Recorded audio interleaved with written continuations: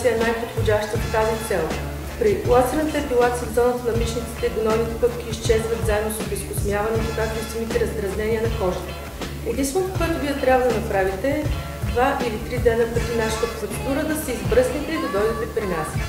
Ако имате дезодорант или някакъв крем, ние ще го отстраним и ще започнем процедурата, по време на която вие няма да усетите никаква болка.